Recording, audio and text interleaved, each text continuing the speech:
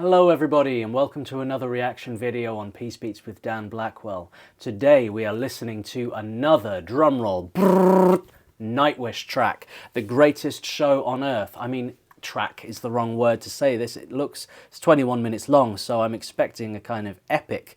Maybe it's sort of in chapters, I don't know. I haven't heard this. This will be the second Nightwish song I've heard. Technically the third. I did listen to Wishmaster back in the day. I really enjoyed it last time, and thank you so much for all the support and love from the Nightwish Army. You guys are absolutely awesome. But as a composer, as a fan of metal, as a fan of orchestral music, as a fan of fantasy, sorry, there is a Chinook flying by my window. Oh man, I feel like I'm back in Afghanistan. Loud. All right, I'm back in the room. I absolutely loved it, and I actually mentioned in the last one that I'm a big fan of fantasy and video games and video game soundtracks and stuff like that, and I was kind of hearing some influence of that in the last one. I've actually just launched a sister site to this one where I'm releasing fantasy sleep mixes, and all kinds of fantasy music, all like the best of video game soundtracks is all over there. But I need to get to 1,000 subscribers before I can upload full content. It'll only let me upload 15 minutes, so I'm doing them in kind of parts at the moment. But I would really appreciate, after you've subscribed to this channel, if you could head over there. I'll put a link in the comments. That would be much appreciated. Just to really get that channel off the ground and start putting out loads of mixes of all your favourite soundtracks. Right, I'll stop waffling on. The greatest show on earth. What could this be? And what could this be about? Well, I don't know what the theming's going to be, what kind of instrumentation. Let's go. Let's get into it. All right. Koskettimet, Tuomas Holopainen.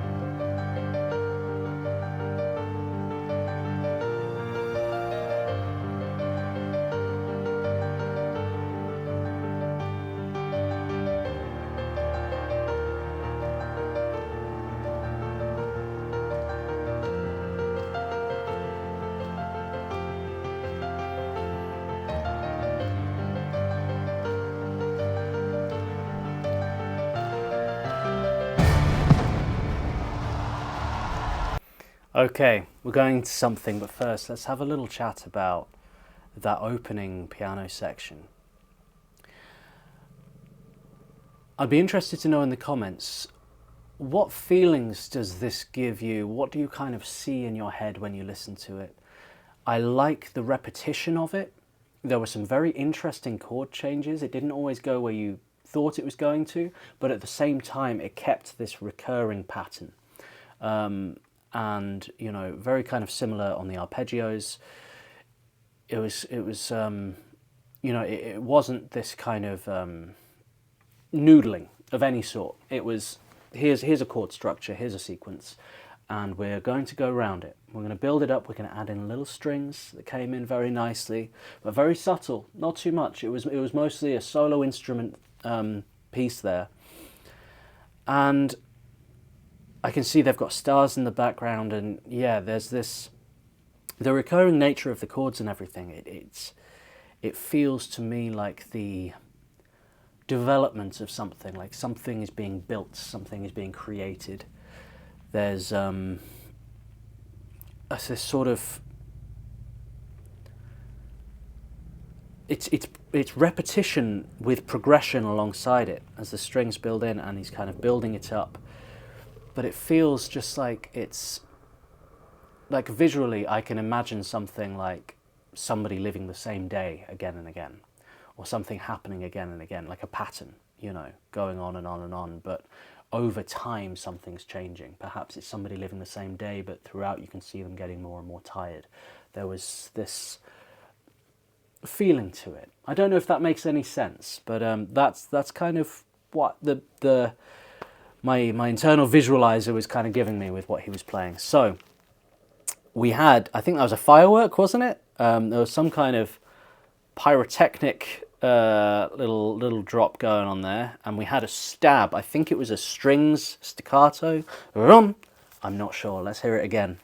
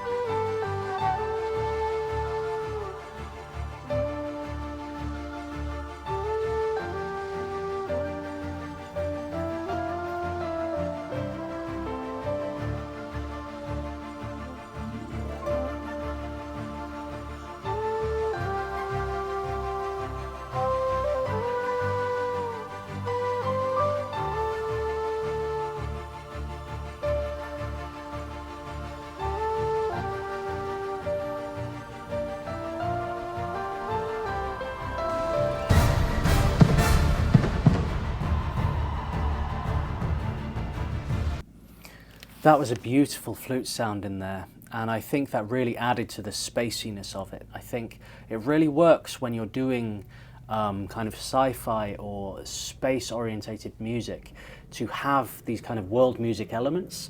Now, it was a kind of soft wood. I'm not sure. It sounded like an Asian woodwind to me. I can't put my finger on it. It was too big to be a ney flute, I think. I didn't quite get enough of a good look at it, but it really brings in this kind of worldliness, this universal quality to have these kind of more inclusion of more world instruments. I'm loving the stabs he was doing on the keyboard with the fireworks, and they all came at kind of unexpected points, trying to sort of catch the audience out and keep people excited. It's a really nice effect there. I know one band in the metal world who is phenomenal when it comes to pyrotechnics is, of course, Rammstein. They are the masters, as far as I'm aware, of pyrotechnics. I think even their first ever gig, they had a pyrotechnics guy on hand doing explosions and everything. And it's cool to see in metal how pyrotechnics have been taken kind of in more, because it's an important part, the bangs and the lights and everything. It helps with the theatrics, especially with a band like Nightwish. Fireworks, pyrotechnics, it's perfect for them, you know, and it feels right to see fireworks going off with them. Do you know what I mean? All right, let's hear some more. I just saw him set the flute down, so I think we're going to get another instrument now.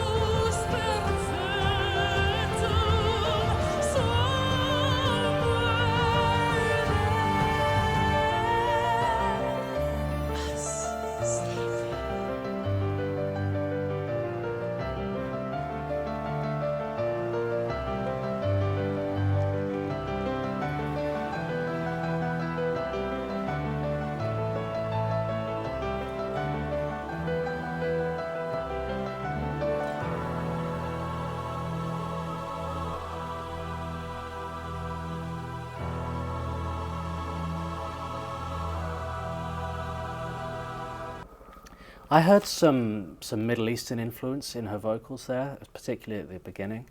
She has beautiful voice control, and they really know how to write music that just fits with the tone of her voice so well. It's so it's the orchestral layers, and it's the drama and the epicness. There's this epic quality to everything. Her voice, it sits perfectly on the music. They're so in tune with each other, and it's just absolutely beautiful. I saw to see if I could put subtitles on, but I couldn't, I'm afraid. So I'm not going to be able to appreciate the lyrics, but you know, there are vocal analysts out there, aplenty, to look into to break down the vocals for you. All I can do at this point is just appreciate how well she projects, the control, and just the sound of her voice is really... I kind of got sucked into that then, you know. Every now and then you forget you're doing a reaction video and you're just like just purely listening to the music. And I always see that as a really, really good sign when I'm doing a reaction. If I forget I'm doing a reaction, then I'm listening to something really, really special that just completely takes me away. And this is such an interesting piece. It feels far more like a classical arrangement than it does a metal one, but it has these metal textures and elements to it. And I feel like we're going to build into a more metal structure moving forward, you know, a more rock kind of driven, maybe more song structure. Possibly not. This might be in, you know, majority instrumental, but it's really a journey, this piece of music, isn't it? Let's see where we're going next. Did you notice the brass coming in when I hit play? There was a real strong brass swelling that really swelling up, and just again it's this epic feel, this epic orchestral. It's awesome.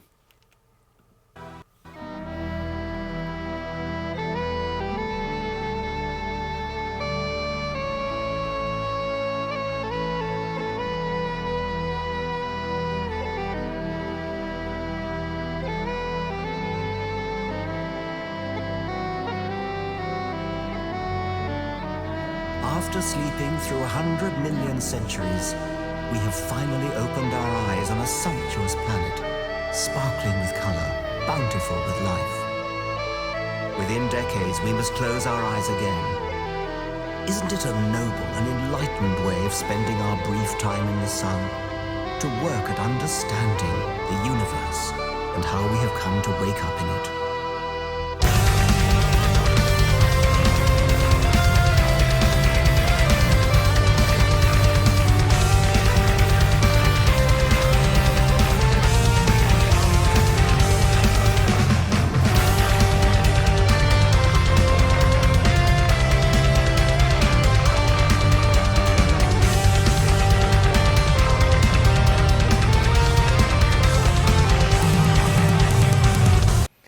Oh, the drummer is magnificent, isn't he? Wow. And here we go, into the more metal drop to the heaviness. But first, let's talk about that instrument. It's bagpipes of some sort. It doesn't sound like or look like traditional Scottish bagpipes to me. Is it a more kind of Scandinavian? It seems like a bag that's been inflated. I'm not hearing a drone. I'm just hearing the lead, which is very nice. I mean, I found when I've recorded bagpipes in the past, I will always kind of EQ the drone, make it a lot softer and focus more on the high end, because it can be very discordant and, you know, damaging. I mean, the use of bagpipes in Scotland originally was get people sort of pumped up for battle and everything. You'd have people with bagpipes, you know, on the field just going on, and if you had a couple of hours of that going on, you'd be ready to kill someone, honestly. It can be very, very jarring noise, but the sound that's coming out of this is the opposite of that. It is the most beautiful, serene, meditative sound, and I love how it carried on so smoothly as the metal came in. This smooth kind of bagpipe sound stayed within the register, and you could feel it, and the bends between the notes. Just it carried on this more orchestral kind of world music feel as the metal came in as well. So it wasn't such a we're doing this orchestral music, now we're doing metal. It's like they're doing this, you know, which is exactly what you want. There's it feels kind of, the rhythm of it feels a little bit like kind of thrash metal to me, but not as fast as a band like Slayer or anything like that. It's kind of slowed down, but that same kind of feeling to it. Really, really driving rhythms. Let's see where this goes. Oh, and before I forget, did I hear Richard Dawkins? Is that what that was?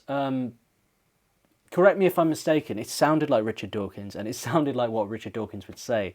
And I'm a big fan, and really, really love and respect his work. And he's helped me through a lot when I was growing up. So very, very nice use of that there. Just, I think, particularly with instrumental music, like how the first kind of, let's call it a chapter was at the beginning. It's really nice when you have that kind of music that's kind of painting a picture, to then have a kind of recording of spoken word from somebody prolific like Attenborough, Dawkins, Stephen Fry, somebody like that, that almost you've had this kind of painting of music, and then they come along and they give you a title and a description below the canvas. You know what I mean? It just rounds it off really nicely, and be like, this is the art, this is what we're talking about, this is what it is. Now we're changing into this. I'm so sorry about this. Oh, I hope this isn't coming through on the microphone. For new listeners who don't know, I don't actually live anywhere, so I'm not like these reactors and they're like fancy studios and soundproofed and everything. I'm always in a different place every couple of weeks. I'm not homeless. My partner and I, we house sit in order to kind of save up money. We're getting married. We're saving up for a house one day. So we just decided, rather than like spend money on rent, just gonna live nomadically for a couple of years. So just to let you know why I'm always somewhere else, and why there's sometimes helicopters buzzing around. They're not looking for me, I don't think. Let's do it.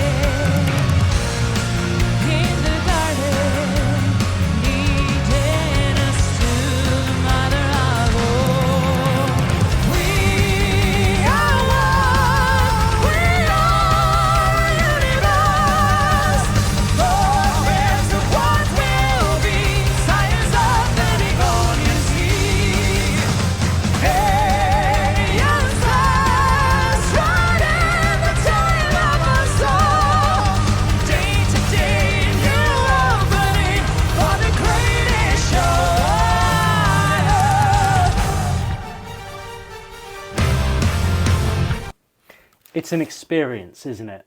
It's an experience in all the senses. The setup with everything, all the kind of props, the pyrotechnics, the orchestral music, the power, the strings, the brass, the driving guitar. And her voice it's so dynamic. She can do so many different singing styles with it that are all very unique to her. Like she has a very distinctive voice, and she has this real beautiful operatic quality to it. I absolutely love, and yeah, that's what I'm getting from this. Is it's you know, they're really pushing the envelope in sort of how can we release music differently, because most artists, bands or whatever, they're confined to songs. And this isn't a song. This is it's closer to a symphony than a song. You know, it's this whole journey, and yeah, it's a full experience on all the senses, and I bet it must be amazing to be there live, and I bet the collective feeling of everybody is just vibrating, you know what I mean? Like, I would love to be there. I might have to get down to a Nightwish gig at some point. Like, I'm falling in love. Okay, that's enough talking from me. Let's crack on. Where are we going next? We've got a little change coming up, and these are my favourite bits. I really like these bits where it kind of just goes crazy, and you just, it's unexpected, isn't it? And that's the exciting thing. Day to day, new opening for the greatest show.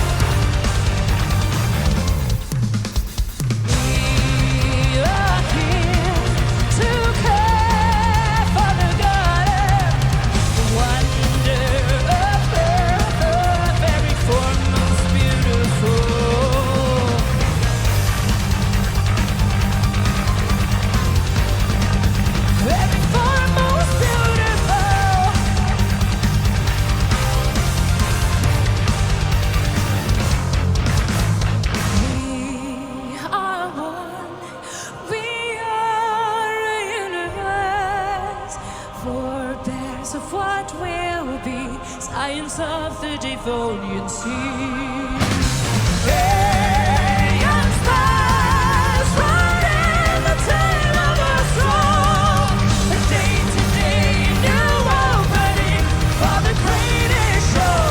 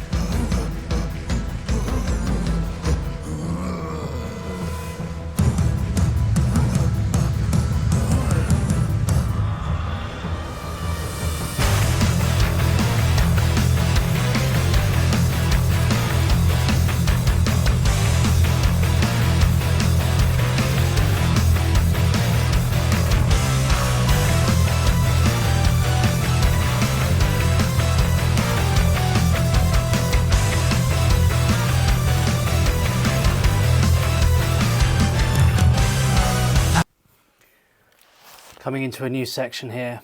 Now, I feel like the greatest show on earth, we're talking about the universe, aren't we, musically, everything that's kind of going on here, and I feel like we're being taken through the elements as well. Like, we just went into some fire there, before that we're in water, there's been air, there's been space, there's kind of, it's all the different components of life and death and the universe and everything, isn't it? And that's what this kind of art piece is conveying. It's the greatest show on earth is life, you know, fire, energy. I firstly, for a moment, I thought the deep kind of was coming from her. It's like, really? Is she doing that? No.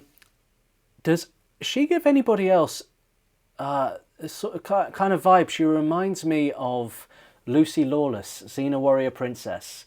I don't know if it's the makeup or if she facially looks similar kind of build, but similar aesthetic, I guess. But I keep on thinking of Xena Warrior Princess every time I look at her, which is very much a compliment. Yeah, let's get into this new section and see where we're going here. I love how they are kind of, they use everybody to the best of their ability, don't they? It's never like too long on one aspect, you know? It's like we have the right amount of time of focus on the drums, the right amount of time of focus on the bass, on the vocals, on the strings or the keyboard. It's like everything is very, very balanced in the way they arrange everything. Nobody's dominating and taking over. And I think that's very rare to see as well. Particularly what's very different about Nightwish is how the vocalists will step aside for long periods of time in a way that with artists, most bands won't, you know. Most bands, it's the singer and some other people with them, you know, but you're looking at the singer the whole time and they are the lead, they're the front. I don't feel like there is a front to, you know, to this band at all. There is no leading member, it appears to me. It feels very, very even and equal, and everybody kind of has their moment. Everybody does exactly what they kind of should for the benefit of the music. Ego is put to one side and the music is put first. That's very much what I'm getting from Nightwish. Let's crack on.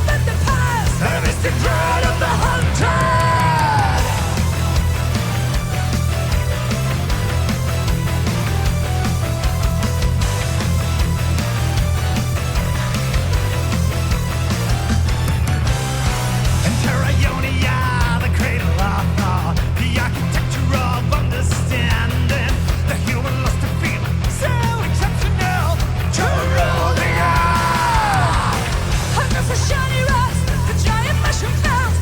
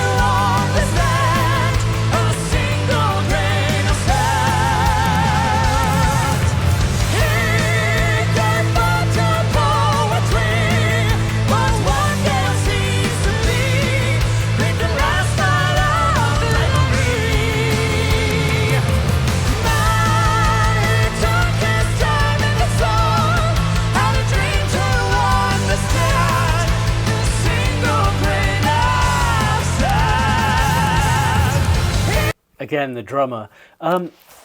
Did I just hear Enter Sandman? I was kind of, it sort of came in and I was like, and then it was down. Say a prayer, little one, don't forget my son, to include everyone.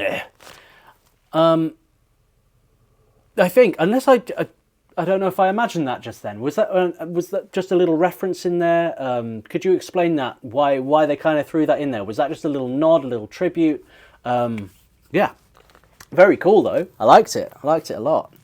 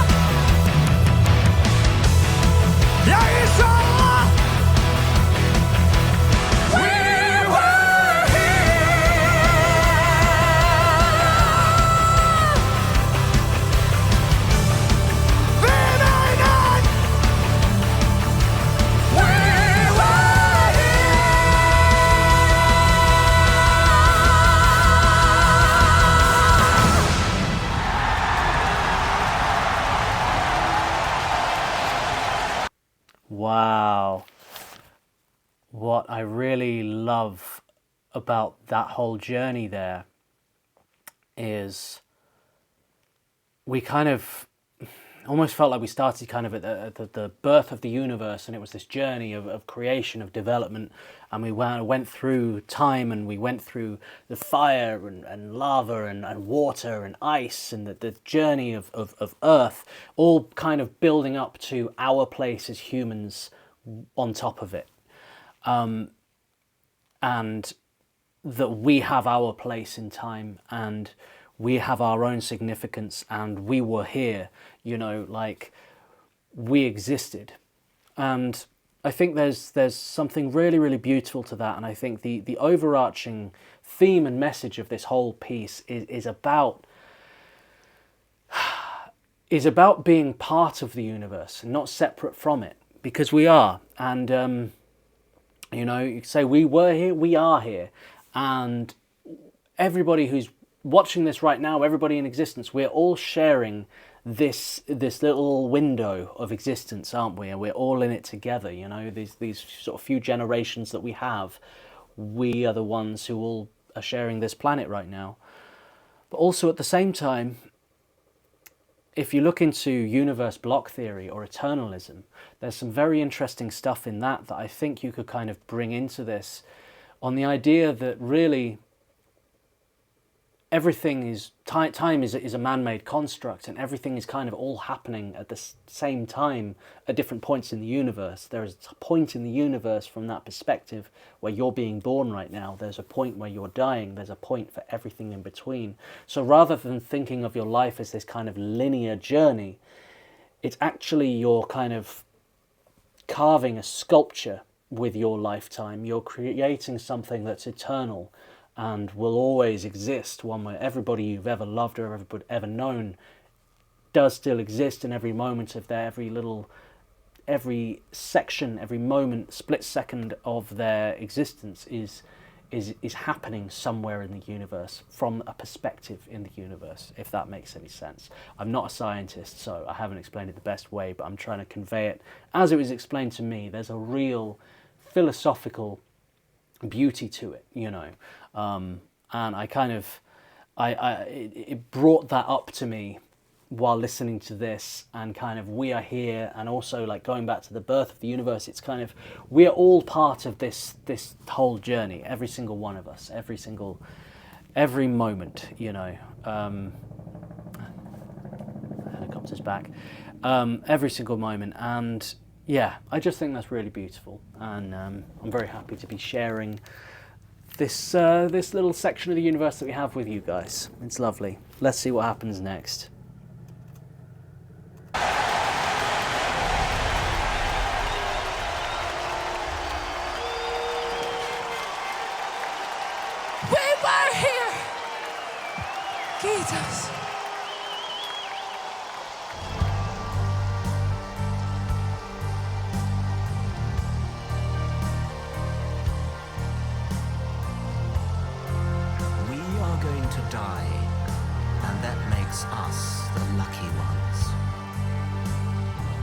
Most people are never going to die because they're never going to be born. The potential people who could have been here in my place, but who will in fact never see the light of day, outnumber the sand grains of Sahara. Certainly those unborn ghosts include greater poets than Keats, scientists greater than Newton. We know this because the set of possible people allowed by our DNA so massively exceeds the set of actual people. In the teeth of these stupefying odds, it is you and I, in our ordinariness, that are here. We privileged few who won the lottery of birth against all odds. How dare we whine at our inevitable return to that prior state from which the vast majority have never stirred?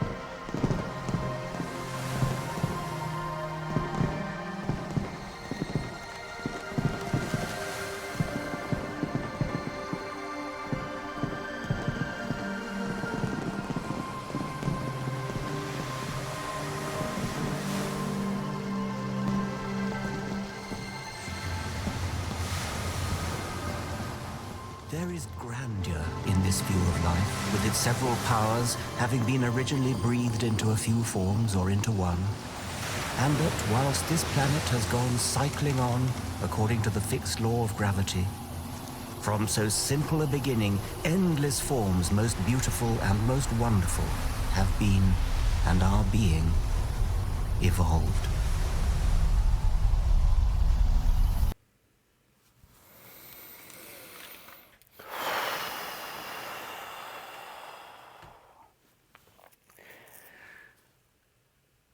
I think in life we get very distracted by day-to-day things. What are we going to have for lunch? Bills, debts, things that hang over our heads, things that kind of, as you get older, they're not as present when you're a kid. Or at least when I was a kid, I was very much always thinking about purpose and philosophy and then death and you know, why am I here? You know what I mean, all the time. And as you get older, you can get very bogged down in like mundane, silly surface things that feel like they mean everything when actually they mean absolutely nothing in the scheme of life.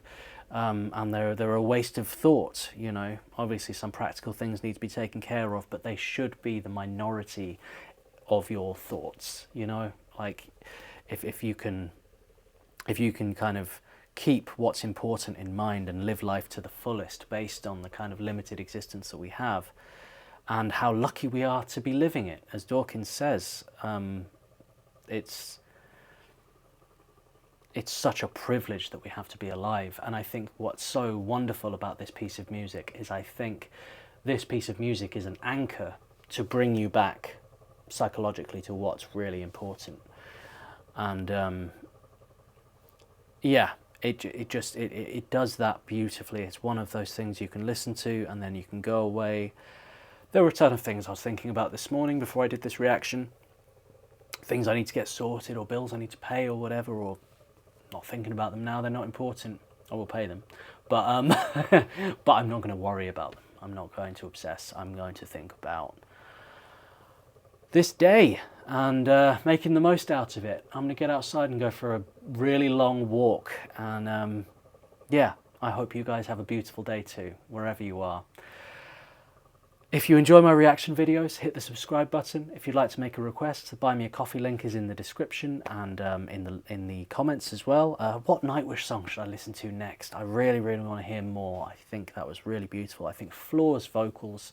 I would love to listen to something that was more kind of orientated around her voice as well, that kind of showcases her voice more, because I heard these little things throughout of how dynamic her range was and different things she could do. So I'd kind of like to kind of have that highlighted a bit. If you could point me in the right direction there, that would be appreciated. I also have a YouTube membership. We've got ad-free relaxation music, original orchestral music by me in there. And we'll also soon be having exclusive reacted content behind the membership as well. Only £3.99 a month, about $5 a month. So I'd love to see you in there. We have a lovely growing community. And also, as I say, I've just launched a new sister channel that is dedicated to video game fantasy music.